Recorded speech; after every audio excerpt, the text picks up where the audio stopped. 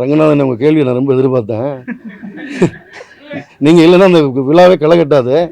அதாவது ஆக்சுவலி வந்து என்னென்னா 80களில் இயந்திரமயமாக்கல் இந்த கதையில் நீங்கள் நெசவு தொழில ஒரு மெட்டாஃபோர் குறியீடாக தான் பார்க்கணும். அந்த 80களில் அவங்க போனது வேற, அஜித், யுவன் சங்கர் ராஜா இவங்கெல்லாம் போனது வேற, அதுக்கான காரணங்கள் வேற, இதனுடைய கதை அமைப்பு வேற. இல்லையே, பொக்கிஷம் வேற கதை, இது வேற கதையாச்சே. இல்லை பொக்கிஷம் இதுவும் வேற வேற கதை. நானும் கொஞ்சம் ஒரு திரும்ப பார்க்குறேன். அது வந்து என்னென்னா அது வந்து முழுக்க முழுக்க ஒரு காதல் கதை. இது ஒரு வாழ்வியல். இது ஒரு அப்பா பையன் ஒரு வீட்டை விற்கிற கதை, ஒரு தறிய வீழ்ச்சியோட கதை. இந்த படத்தில் வந்து அது பொக்கிஷம்ங்கிறது ஒரு காதல் தான், ஒரு பெண்ணை தேடி போகிற கதை தான். இது அப்படி இல்லை. இந்த கதையில் பார்த்தீங்கன்னா நிறைய இருக்குது. வந்து பிறப்பிலிருந்து இறப்பு வரைக்கும் இந்த ஒரு வாழ்க்கையை ஒரு வாழ்வியலோட அடிப்படையில் தான் சொல்லியிருக்கோம். சினிமாவில் நான் வந்ததுக்கப்புறம் எனக்கு 3 பேர் குருக்களாக இருந்திருக்காங்க குரு ஸ்தானத்தில். நம்பர் 1 விசு சார் அவங்க எல்லாருக்கும் தெரியும்னு நினைக்கிறேன். அவர்கிட்ட தான் நான் பாடம் கற்றுக்கிட்டேன். அடுத்தது என் இஸ்லாமிய கடவுள் எனக்கு வாழ்க்கை கொடுத்தவர் திரு ராஜ்கரன். 3வது ஒருத்தர் வந்திருக்கார் இப்போ, மீரா கதிரவன். அவரை ஏன் நான் குருன்னு சொல்கிறேன்னா, இந்த படத்தில் நான் ஒரு காட்சிகளோடு நான் நடிக்கணும்னு நினச்சி நடிக்கவே இல்லை. அவர் என்ன சொன்னாரோ அதை அப்படியே நடித்தேன். ஏன்னா நான் கிட்டத்தட்ட ஒரு 25-26 படம் டைரக்ட் பண்ணியிருக்கேன். நடிகர் திலகம் சிவாஜியோட ஒரு படம் பண்ணியிருக்கேன். அவர் எனக்கு சொல்லித்தர முடியுமா அப்படின்னா சொல்லி கொடுத்தார், சுதந்திரம் கொடுத்தார். வணக்கம், நான் மீரா கதிரவன், அவள் பெயர் தமிழரசி வெளித்திரு படங்களுடைய இயக்குனர். ஹபீபி பார்த்துருப்பீங்க. தமிழ் சினிமாவில் நல்ல படங்களுக்கான இடத்தை எப்போவுமே உருவாக்குறதுல பத்திரிகை நண்பர்களுடைய ஊடக நண்பர்களுடைய பொறுப்பும் உங்களுடைய இடமுங்கிறதுக்கு பங்களிப்புங்கிறது ரொம்ப பெருசு. என்னுடைய முந்தைய படங்களுக்கு ரொம்ப சிறப்பான முறையில் நீங்கள் வந்து வரவேற்பு கொடுத்து மக்கள்கிட்ட கொண்டு போய் படத்தை ரொம்ப பெருசாக சேர்த்துங்க. ஒரு சின்ன டீம் பெரிய டீம்னு எப்படின்னு பாகுபாடு இல்லாமல் நல்ல படமாக இருக்குது அப்படின்னா நிச்சயமாக எந்த படத்தையுமே வந்து பத்திரிகை ஊடகத்துறை நண்பர்கள் அதை வந்து கைவிட்டது கிடையாது. இந்த படம் தமிழ் சினிமாவுடைய ஒரு புதிய முயற்சியாக இப்போ கேரளாவில், ஈரானில், உலகத்தின் பல மூலைகளில் வந்து இப்படியான படங்கள் வந்து நிறைய வந்துட்டுருக்கு. ஆனால் தமிழில் வந்து ஒரு கேரக்டராகவோ ஒரு எபிசோடாகவோ மட்டுமே வந்திருக்கக்கூடிய இந்த வாழ்க்கையை வந்து ஒரு முழு நீள படமாக வந்து ஒரு முதல் முயற்சியாக நாங்கள் அதை செஞ்சுருக்கிறோம். கஸ்தூரி ராஜா சார் வந்து முகமது யூசுஃபா நடித்தார். தனஸ்ரீ அவங்க கதிஜா பர்வீன் நடித்தாங்க. சாலியா சாச்சி கேரக்டரில் நடித்த அவங்களுடைய பேர் அனுசுரையா ராஜன். இவர் ஈஷா அபுதாஹிருங்கிற கேரக்டரில் பண்ணார். அவர் ப்ரொடியூசர் நேசம் என்டர்டைன்மெண்ட். இவங்களோட சேர்ந்து சாரி இவன்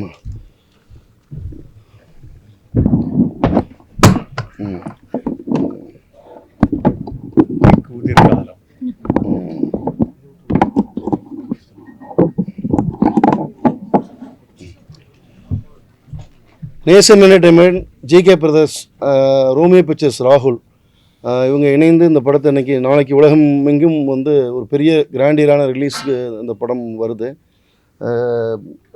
எடிட்டர் மதி பறந்து போ பண்ணார். இப்போ வந்து 2-3 படங்கள் பண்ணிகிட்ருக்காரு. இந்த படத்தோடைய திரைக்கதை ஆசிரியர் முகமது அமீன். அவர் வந்து சாச்சா கேரக்டர் நடித்த அருள்குமார்.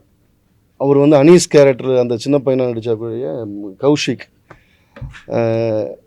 இந்த படம் வந்து இன்றைக்கி காலகட்டத்தில் அன்பை பற்றி பேசக்கூடிய ஒரு தேவை இருக்குது. இந்த மனிதர்கள் குறித்த பார்வை வந்து இன்றைக்கி வந்து வேறு விதமான சித்தரிப்புகள் இருக்கும்போது ஒரு சரியான செய்தியை சரியான முறையில் மக்கள்கிட்ட கொண்டு வந்து சேர்க்கணும் அப்படிங்கிறது தான் இந்த படத்தை எடுக்கப்பட்ட நோக்கம். வந்து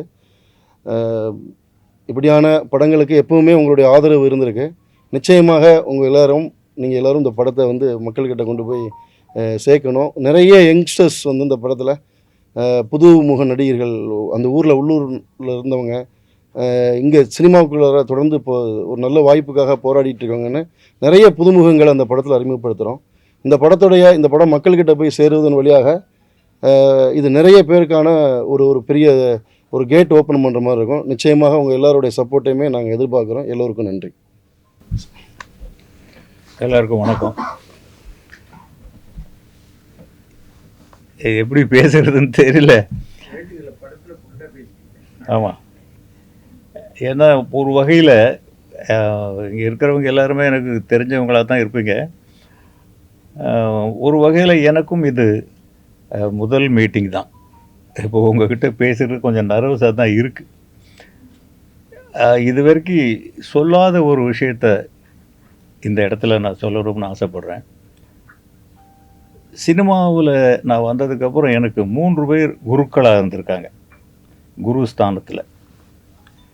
number 1 Visu sir. Visu sir உங்கள் எல்லாருக்கும் தெரியும்னு நினைக்கிறேன். அவர்கிட்ட தான் நான் பாடம் கற்றுக்கிட்டேன். அடுத்தது என் இஸ்லாமிய கடவுள் எனக்கு வாழ்க்கை கொடுத்தவர் திரு ராஜ்கரன். 3வது ஒருத்தர் வந்திருக்கார் இப்போ, மீரா கதிரவன். அவரை ஏன் நான் குருன்னு சொல்கிறேன்னா, இந்த படத்தில் நான் ஒரு காட்சிகளோடு நான் நடிக்கணும்னு நினச்சி நடிக்கவே இல்லை. அவர் என்ன சொன்னாரோ அதை அப்படியே நடித்தேன். ஏன்னா நான் கிட்டத்தட்ட ஒரு 25-26 படம் டைரக்ட் பண்ணியிருக்கேன். நடிகர் திலகம் சிவாஜியோட ஒரு படம் பண்ணியிருக்கேன். அவர் எனக்கு சொல்லித்தர முடியுமா அப்படின்னா சொல்லி கொடுத்தார், சுதந்திரம் கொடுத்தார். இந்த அளவுக்கு இந்த படம் வர்றதுக்கு அவருடைய ஃப்ரீடம் தான் ரொம்ப பெரிய காரணம். இதில் இருக்கிற எல்லா கிரெடிட்டும் அவருக்கு தான் சேரணும். இன்னொன்று, இந்த படம் நாளைக்கு ரிலீஸ், ஹபீபி நாளைக்கு தியேட்டர்களில் ரிலீஸ் ஆகுது. இன்றைக்கி நிறைய படங்கள் பெரிய வெற்றி அடைகிறதுக்கு நீங்கள் தான் ரொம்ப பெரிய காரணமாக இருந்திருக்கீங்க. என் குடும்பம் என்னன்னு உங்களுக்கே தெரியும். இந்த அளவுக்கு இருக்கிறதுக்கு காரணமும் நீங்கள் தான். அதே மாதிரி இப்போ ஏதோ இந்த படத்தில் நான் ஆக்ட் பண்ணியிருக்கேன் அப்படின்னு உங்களுக்கெல்லாம் பட்டுதுன்னா, அது ஒரு நல்லபடியாக கொண்டு போய் சேர்த்திங்கன்னா அது எனக்கு ஒரு பெரிய கிஃப்டாக இருக்கும். ஒரு நல்ல வார்த்தைகள் வரணும், நல்ல விஷயங்களை பண்ணணும். அதுக்கு தான் இந்த போராட்டம். உங்களை சந்தித்ததுக்கு இன்னும் நன்றி.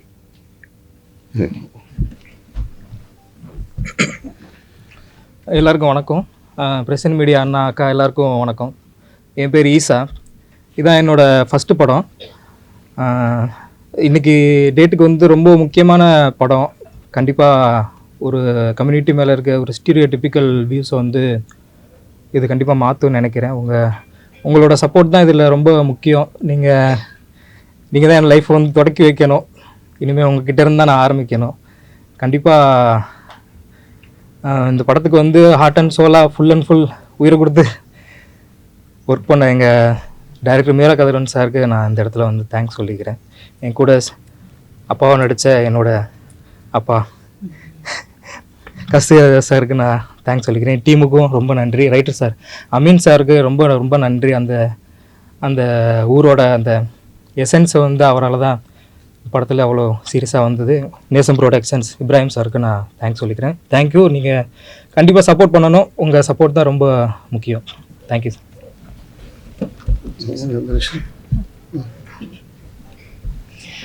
எல்லாருக்கும் வணக்கம். என் பேர் தனஸ்ரீ சுதாகரன். இந்த ஹபீபி ஃபிலிமில் நான் கதீஜா பர்வீன் கேரக்டர் பண்ணியிருக்கேன். எனக்கு ஃபஸ்ட் தமிழ் ஃபிலிம் வந்து ஹபீபி தான். So first of all thank you Meera sir and whole crew, each one of them அவ்வளோ சப்போர்ட்டிங்காக, அவ்வளோ பேஷன்ஸாக நல்லா ஒர்க் பண்ணியிருக்கேன். இதில் மலையாளத்தில் நான் ஒர்க் பண்ணியிருக்கேன், ஆனால் தமிழில் ஃபஸ்ட் டைம் தான். So thank you for this support media team and தொடர்ந்து இருக்கும் நினைக்கிறேன். Thank you so much. Hi everyone, I am Anusraya Rajan. I'm from Kerala. இது என்னுடையும் first movie, I mean Tamil movie Habibi, and it's so special and thank you all for coming. உங்களுக்கு எல்லாருக்கும் பார்த்துட்டு படம் பிடிச்சிருக்குன்னு நினைக்கிறேன் and hope you all like it. நாளைக்கு தான் ரிலீஸ். ஸோ ரொம்ப எக்ஸைட்டடாக இருக்குது, நர்வஸாக இருக்குது and please support us. Thank you so much.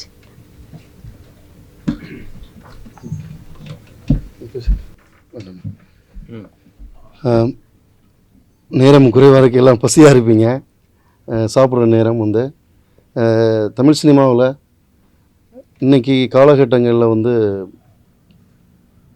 ஒரு ஆறுதலான ஒரு கதையை வந்து ஒரு குடும்ப உறவுகள் இன்றைக்கி உலகமே வந்து ஒரு செல்ஃபியில் சுருங்கிடுச்சு. இன்றைக்கி வந்து ஒரு 10 பேர் ஒன்று சேர்ந்து ஒரு ஃபேமிலியாக ஒரு பிக்சர் எடுத்துக்கிறதுங்கிறது இன்றைக்கி ரொம்ப அபூர்வமாக இருக்குது. இந்த போஸ்டர் எப்படி எல்லோரும் சேர்ந்து ஒரு பிக்சர் எடுக்கிறது ரொம்ப அபூர்வமாக இருக்கோ, அந்த அபூர்வமான ஒரு கதையை வந்து உங்களுக்கு சொல்ல நாங்கள் விரும்பினோம். இந்த படத்தில் வந்து ஷூட் பண்ணுறது, அந்த படத்துடைய இசை, நடிகர்களுடைய தேர்வு அப்படின்னு வழக்கமான படங்களுக்கு எழுதின மாதிரி இதில் எழுத முடியாது. நீங்கள் படம் பார்த்தவங்களுக்கு தெரிஞ்சிருக்கும். வழக்கமான படங்களுக்கு நடிகர்களை தேர்வு செஞ்ச மாதிரி இதில் தேர்வு செய்ய முடியாது. வழக்கமான படங்களை ஷூட் பண்ண மாதிரியும் இதை ஷூட் பண்ண முடியாதுல்ல. நிச்சயமாக இந்த படத்தை வந்து பார்க்குறதுலையும் கொஞ்சம் ஒரு வழக்கமான ஒரு ஒரு ஒரு சினிமாவிலேருந்து விலகி இருந்து தான் நம்ம வந்து இருக்கிற கிளிஷேஸ் எல்லாம் பிரேக் பண்ணின்னு பண்ணணும் அப்படிங்கிறதுக்கான ஒரு விஷயமாக தான் அதை நாங்கள் பண்ணியிருக்கோம். நிறைய இந்த ட்ரெய்லர் நிறைய சப்போர்ட் நிறைய பேர்கிட்ட ரீச் ஆகிருக்கு. நிறைய பேர் இந்த படத்தை சோசியல் மீடியாவில் ரொம்ப இந்த படத்துக்காக ரொம்ப ஈகராக வெயிட் பண்ணுறேன் அப்படிங்கிற மாதிரி நிறைய கமெண்ட்ஸ் ரீட் பண்ண முடியுது. எல்லோரும் ஹபீபியை வந்து தேட்டரில் வந்து பார்க்கணும். இந்த படத்துடைய வெற்றி என்பது நிறைய இளைஞர்களுடைய, நிறைய புதிய நடிகர்களுடைய ஒரு புதிய ஸ்கூல், ஒரு சினிமாவுடைய நிறைய திறமையானவங்க வர்றதுக்கான வாய்ப்புகள் இருக்குது. எல்லாருமே இந்த படத்தில் நடித்த கஸ்தூரிராஜ் சார்லேருந்து எல்லாருமே வந்து ஒரு பெரிய அர்ப்பணிப்பை கொடுத்து இந்த படத்தில் நடித்தாங்க. இன்றைக்கி காலகட்டத்தில் ஒரு பெரிய செய்தியை இந்த படம் வந்து உங்களுக்கு கடத்திருக்கும்னு நம்புகிறோம். அந்த செய்தியை நீங்கள் எல்லாருக்கிட்டையுமே கொண்டு போய் சேர்க்கணும். எல்லோருக்கும் நன்றி. அவ்வளோதானே சார்? சார். கஸ்தூரிராஜ் சார் எப்படி இந்த கேரக்டர் செலக்ட் பண்ணீங்க? இந்த படம் ஷூட்டிங் ஸ்பாட் நடந்த விஷயங்கள் ஏதாவது இன்ட்ரெஸ்டிங் விஷயங்கள் இருந்தால் சொல்லுங்க. ஏன்னா சார் பிரமாதமாக பண்ணியிருக்காரு. எப்படி அவரை கொண்டு வரணும்னு போடுச்சு? எனக்கு கஸ்தூரிராஜ் சார் ரொம்ப பிடிச்ச இயக்குனர். எனக்கு வந்து அவருடைய என்ராசாவின் மனசுலே வந்து என்னுடைய ஃபேவரட் படங்களில் ஒன்று. இப்போ நிறைய நடிகர்களை தேடிக்கிட்டு இருக்கும்போது இப்போ எனக்கு விழித்திரு படத்தில் சார் வந்து பாரதி ராஜா சாருடைய ஸ்டுடியோவில் வந்து விழித்திரு படம் பார்த்துட்டு என்னை ரொம்ப ஹக் பண்ணி ப்ரைஸ் பண்ணியிருந்த ஒரு ஞாபகம் என்னோடய மூளையில் ரொம்ப கனமாக பதிஞ்சிருந்தது. வந்து அப்போது சினிமாவில் வந்து ஒரு இஸ்லாமிய கதாபாத்திரம் அப்படின்னாலே வந்து ரொம்ப தடித்த தாட்டிகமான உருவமாக, நெத்தியில் தழும்பு வச்சு ஒரு ஒரு ஒரு கலராக ரொம்ப வெள்ளையாக இருக்கக்கூடிய ஒரு ஸ்டெரியோ டைப்பான நடிகர்களாக தான் இருப்பாங்க வந்து. ஆனால் சாருடைய அந்த திராவிட ஸ்கின் டோன், சாருடைய அந்த அந்த முக அமைப்பில் இருக்கக்கூடிய ஒரு தமிழ் முகம் இருக்கு இல்லையா, அந்த தமிழ் முகம் வந்து இந்த கதைக்கு தேவைப்பட்டுச்சு. ரெண்டாவது, இந்த கதையை புரிஞ்சுக்கிறதுக்கு ஒரு அனுபவம் உள்ள மற்றவங்க எல்லாருமே புதுமுக நடிகர்களாக இருந்தாலும் இந்த கதாபாத்திரம் ரொம்ப வலுவான கதாபாத்திரங்கிறதுனால இதை ரொம்ப ஸ்ட்ராங்காக புரிஞ்சுக்கிறதுக்கான ஒரு எக்ஸ்பீரியன்ஸ் உள்ள ஒரு ஆளாக தான் முடியுங்கிறதுனால நான் சாரை அப்ரோச் பண்ணேன். சார் வந்து ஸ்கிரிப்டை படிச்சுட்டு ரொம்ப அன்பிலீவபிளான சப்போர்ட் பண்ணார். இன்னும் சொல்லப்போனால் நான் எல்லா இன்டர்வியூலையும் சொல்லிகிட்டு இருக்க மாதிரி தான், அவர் வந்து கிட்டத்தட்ட எத்தனை நடிகர்கள் மானிட்டரில் பார்த்துருப்பார், எத்தனை நடிகர்களுக்கு கரெக்ஷன் சொல்லியிருப்பார். ஆனால் ஒரு ஷாட்டு கூட அவர் வந்து மானிட்டர் பக்கம் வந்து நின்று பார்த்ததே கிடையாது. சார் என்னன்னா ஒரு தண்ணி மாதிரி வந்தார். ஒரு பாத்திரம், யூசுஃப்ங்கிற ஒரு பாத்திரம் செஞ்சு வச்சுருந்தோம். அந்த பாத்திரத்துக்கு அப்படியே அந்த தண்ணி அந்த வடிவமாக எப்படி மாறிக்குமோ அப்படி மாறினார். எவ்வளவோ சிரமங்கள் இருந்தது. நாங்கள் வழக்கமான சினிமா மாதிரி எடுக்க முடியல. ஏன்னா அது ஒரு இஸ்லாமிய தெருக்களுக்குள்ளார பெட்போர்டு வண்டி போக முடியாது. ஏன்னா நிறைய மசூதி இருக்கும், தொழுகை நேரங்கள் 5 நேரம் இருக்கும், அதனால் மைக் வச்சுக்க முடியாது. அதனால் வந்து நாங்கள் ரொம்ப கவனமாக தான் உள்ளே போய் வெளியே வரணும். அதனால் நாங்கள் பெட்போர்டு வண்டியை வெளியே நிறுத்திட்டு ஒரு குட்டி யானையை வச்சு தான் நாங்கள் எக்யூப்மெண்ட்ஸ்லாம் உள்ள ஊருக்குள்ளே கொண்டு போவோம். ஸோ அப்போ கேரவன் அப்படி ஒரு பெட்போர்டே போக முடியாத வண்டி இருக்கும்போது ஒரு கேரவன் எப்படி போகும்? ஒரு கேரவன்லாம் இருக்காது. அப்போ சார் வந்து புரிஞ்சுக்கிட்டு, சூழலை புரிஞ்சுக்கிட்டு, அவருக்கு இன்னும் சொல்லப்போனால் ரொம்ப உடம்புக்கே முடியாத ஒரு நேரத்தில் கூட நான் இங்கேருந்து பேக்கப் ஆகி போயிட்டா தம்பி ஒரு 40-50 லட்சம் உங்களுக்கு லாஸ் ஆகும் திரும்பி வர்றது அப்படின்னு சொல்லிட்டு, இல்லை நான் கஷ்டப்பட்டு ஒரு இயக்குனராக அந்த இடத்துல வந்து ஒரு இயக்குனர்னா நான் அதை செய்ய மாட்டேன், நான் வந்து என்ன கஷ்டப்பட்டாலும் நான் முடிச்சுட்டு போகிறேன்னு சொல்லி முடிச்சுட்டு போனார் வந்துட்டு. ஸோ கஸ்தூரிராஜா சார் வந்து இந்த கதாபாத்திரத்துக்கு அவருடைய இன்புட்ஸுமே நிறைய இருக்குது. சார் வந்து பெருந்தன்மையாக ஒரு இயக்குனர்னு சொன்னால் கூட ஒரு சீனியரோட நம்ம ஒர்க் பண்ணும்போது அது நம்மளுடைய ஒர்க்கை எவ்வளோ தூரம் வந்து மோல்டு பண்ணுங்கிறதுக்கு எனக்கு சாரோட ஒர்க் பண்ண எக்ஸ்பீரியன்ஸ் பெரிய எக்ஸாம்பிளாக இருந்தது. வந்து நிறைய சின்ன சின்ன விஷயங்கள் சார் வந்து ஆக்டிங்காக, டைலாகாக நிறைய ஃப்ரெண்ட்லியாக ஷேர் பண்ணுவார். ஒரு இயக்குனருங்கிற அடிப்படையில் இல்லாமல் கேமராவுக்கு முன்னாடி அவர் ஒருபோதும் இயக்குனராக நின்னதே கிடையாது. அவர் 100% ஒரு டைரக்டரோடைய ஒரு கம்ப்ளீட் ஒரு டைரக்டரோட ஒரு நடிகர் அவர் வந்து. ஏன்னா அவர் சாரை நான் கமிட் பண்ணும்போது எனக்கு நிறைய பேர் இண்டஸ்ட்ரியில் பயங்காட்டினாங்க, சார் ரொம்ப கோவக்காரரு, நீங்கள் அவரோட ஒர்க் பண்ண முடியாது அப்படின்னு. ஆனால் அவர் ஒரு நாள் கூட அவர் இந்த படத்துக்குள்ளார எப்படி வந்தாரோ அப்படியே தான் இன்றைக்கி வரைக்கும் இருக்கிறாரு. அது ரொம்ப அபூர்வமான விஷயம் சினிமாவில். வந்து அவர் இன்றைக்கி இருக்கிற இடத்துக்கு நாங்கள்லாம் யங்ஸ்டர்ஸ் வந்து அவ்வளோ சிரமப்பட்டு இந்த படத்தை நடிக்கணும்னா அவர் ஒரே விஷயம் தான் ஸ்கிரிப்டை படிச்சுட்டு சொன்னார். என்ன சொன்னார்னா, தம்பி ஒரு 110 வருஷத்தில் வராத ஒரு வாழ்க்கை, இந்த படம் இன்றைக்கி காலகட்டத்துக்கு ரொம்ப தேவையாக இருக்குது. இதில் வந்து நீங்கள் சொல்கிற பேட்டர்னில் ஒர்க் பண்ணுறதெல்லாம் கொஞ்சம் சிரமமானு நீங்கள் நினைக்கிறீங்க, ஆனால் அப்படி இல்லை, நான் எவ்வளோ சிரமப்பட்டாலும் இந்த படத்தில் நடிக்கிறேன், இந்த படம் வர வேண்டிய தேவை இருக்குது, அதுக்கு என்னுடைய பங்களிப்பும் எனக்கு வேணும்னு சொல்லி தான் ஒரு சார் இந்த படத்துக்குள்ளே வந்தார். யாரு ப்ரொடியூசர்? நேசம் சார். இவங்க பசங்க கோயம்புத்தூரில் இருக்காங்க. வந்து ஹீரோ வந்து என்னோட தெரிஞ்ச நண்பருடைய சார். நம்ம வாழ்க்கையில் நம்ம வந்து திருப்பி அடிக்கிறவங்க மட்டுமே ஹீரோ இல்லை, அடி வாங்குறவங்களுமே வாழ்க்கையில் இருக்கிறாங்க தானே.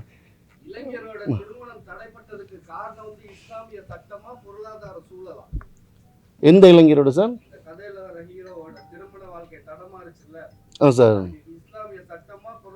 பொருளாதார சூழல் தான் சார். இஸ்லாமிய சட்டம் அதை வந்து தடை பண்ணலை, பொருளாதார சூழல்னால தான் அவர் எந்த ஊரில் விட்டு போகக்கூடாதுன்னு சொல்லி அந்த விட்டு போகிறாரு.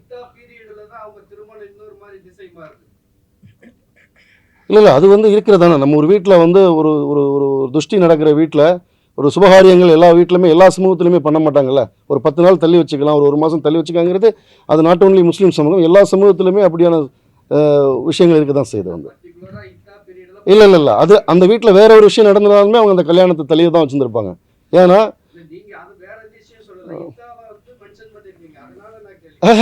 இதனால கல்யாணம் பண்ணிக்க கூடாதுன்னுலாம் இல்லை. அந்த வீட்டில் அப்பா இறந்துருக்கிறாரு, அந்த வீட்டோடைய ரொம்ப ஆன்மாவாக இருந்தவர், உயிர் துடிப்பாக இருந்த ஒருத்தர், அவர் வந்து அந்த வீட்டில் இல்லைங்கும் போது அந்த துயரத்துலேருந்தே நாங்கள் இன்னும் வெளியே வரல. அவங்க 4 மாதம் வந்து எது சார்?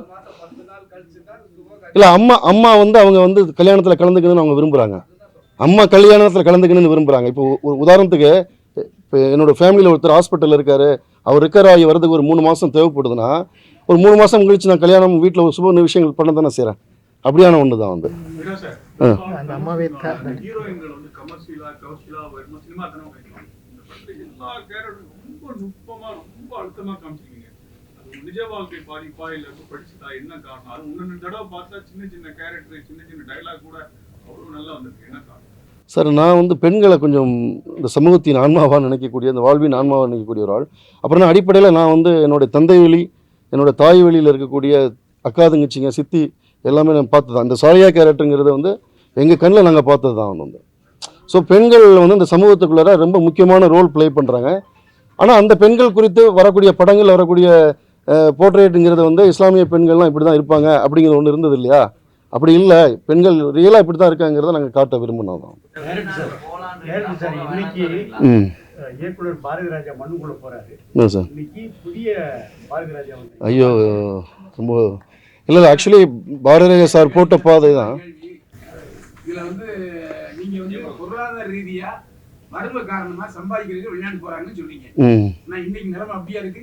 அஜித் வெளிநாடு போயிட்டாரு, சிவகார்த்தி வெளிநாடு போயிருக்காரு, இருக்கப்பட்டவங்க எல்லாம் போறாங்களா? அவங்களுக்கு என்ன செய்யுது? இல்ல அது கதையில அன்னைக்கு போனாங்க, இன்னைக்கு போகல. அவர் வந்து 80 யாரு ராஜா போயிருக்காரு, இல்ல ரஹ்மான் போயிருக்காரு, சிவகார்த்தியும் போயிருக்காரு, செட்டில் ஆயிட்டாரு. அங்கே செட்டில் ஆயிட்டாரு. இதுக்கு என்ன சொல்றீங்க? ரங்கநாதன், உங்க கேள்வியை நான் ரொம்ப எதிர்பார்த்தேன். நீங்கள் இல்லைன்னா அந்த விழாவே களை கட்டாது. அதாவது ஆக்சுவலி வந்து என்னென்னா 80களில் இயந்திரமயமாக்கல், இந்த கதையில் நீங்கள் நெசவு தொழில ஒரு மெட்டாஃபோர் குறியீடாக தான் பார்க்கணும். அந்த 80களில் அவங்க போனது வேற, அஜித், யுவன் சங்கர் ராஜா இவங்கெல்லாம் போனது வேற, அதுக்கான காரணங்கள் வேற, இதனுடைய கதை அமைப்பு வேற.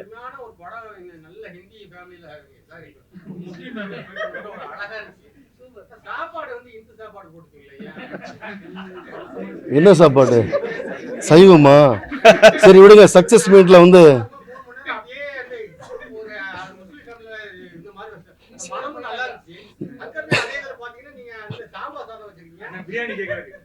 ஆக்சுவலி ஒன்றும் தெரியுமா, இன்னைக்கு நிஜமாவே அதிகமாக வந்து நான்வெஜ் சாப்பிட்றது வந்து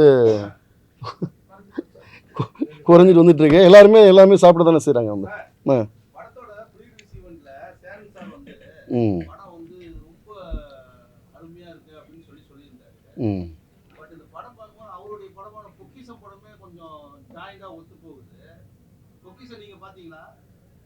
இல்லையே, பொக்கிஷம் வேற கதை, இது வேற கதையாச்சே. இல்லை பொக்கிஷம் இதுவும் வேற கதை. நானும் கொஞ்சம் திரும்ப பார்க்குறேன். அது வந்து என்னென்னா, அது வந்து முழுக்க ஒரு காதல் கதை. இது ஒரு வாழ்வியல், இது ஒரு அப்பா பையன் ஒரு வீட்டை விற்கிற கதை, ஒரு தறிய வீழ்ச்சியோட கதை. இந்த படத்தில் வந்து அது பொக்கிஷம்ங்கிறது ஒரு காதல் தான், ஒரு பெண்ணை தேடி போகிற கதை தான். இது அப்படி இல்லை. இந்த கதையில் பார்த்தீங்கன்னா நிறைய இருக்குது. வந்து பிறப்பிலிருந்து இறப்பு வரைக்கும் இந்த ஒரு வாழ்க்கையை ஒரு வாழ்வியலோட அடிப்படையில் தான் சொல்லியிருக்கோம். சார் இந்த தமிழ்நாட்டுல எம்மதம் சம்மதம் ஒரு விஷயம் போயிட்டு இருக்கு. ம் யாருமே ஜாதி மதம் மேக்ஸிமம் பார்க்கறது கிடையாது. ம் இந்த படம் வந்து தமிழ் மக்களுக்கு எப்படி எடுத்துக்காட்டா இருக்கும்? இதுவே தமிழ் படம் தானே. இல்ல தமிழ் படம் ஓகே, ம் ஆனா இது வந்து ஃபுல்லா முஸ்லிம்ஸ் தானே காட்டுறீங்க. அப்படி இல்லையே, எல்லா படத்தையும் எல்லாரையும் பார்ப்போம். அவதார் முஸ்லீம்ஸை காட்டுறதுன்னு இல்லை தம்பி, தப்பா புரிஞ்சுட்டு இருக்கீங்க. படம் சார், தரமான படம். ஒரு இஸ்லாமியர்களை வேற கண்ணோட்டத்தோட காமிச்சிருக்கீங்க. இந்த மாதிரி எந்த ஒரு இயக்குனரும் இஸ்லாமியர்களை இவ்வளவு ஆழமா போய் பரிசீலிச்சு ஆராய்ச்சி எடுத்தது இல்லை. ஸோ என்னுடைய முழுமையான பாராட்டு. நன்றி.